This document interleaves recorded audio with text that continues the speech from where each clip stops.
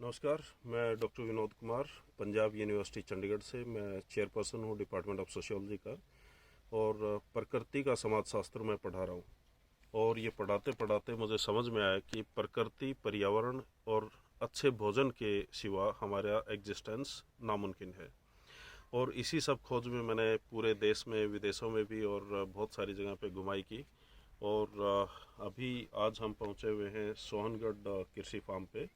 ये हमारे दोस्त हैं कमलजीत हेयर जी, ये इसको मेंटेन करते हैं।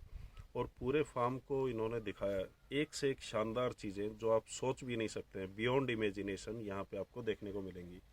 इतनी सारी स्पीसीज़ के पेड़ पौधे, उनके कम्बिनेशन, खेती करने की टेक्निक, और वो भी कम से कम मशीनों से, और जो जानवरों का कम्बिनेशन है उसके साथ में, वो सारा एक कंप्लीट इकोसिस्टम यहाँ पे देखने को मिला। दूसरा, मेरा जो मैं नेचुरोपैथी का डॉक्टर भी हूँ, मेरी वाइफ भी, तो हम दोनों ने बहुत सारे ऐसे पेशेंट ठीक किए जिनको डॉक्टरों ने बोला था कि ये 2-4 दिन में मर जाएगा, जिसमें मोटर न्यूरॉन डिजीज़ के पेशेंट भी थे, कैंसर के भी थे, और भी कई सारे। और उनको ठीक करना लगभग नामुमकिन लग रहा था, मुझे भी लग रहा था स्टार्टिंग में। लेकिन जब उनका घटिया खाना जो रेगुलर तौर पे वो खा रहे थे, वो हमने बंद करवाया, और अच्छा न्यूट्रिशन वाला खाना, जैसे मिलेट्स हैं, पेड़ों के पत्तों का काढ़ा है, या अलग अलग कम्बिनेशन के खाने हैं जिनसे न्यूट्रिशन बहुत अच्छा मिल सकता है, वो हमने उनको देना चालू किया। तो विद इन नो टाइम एक पेशेंट 6 दिन में हील हो गया था। तो मुझे भी यकीन नहीं हो रहा था कि ये मिराकल कैसे हो रहा है।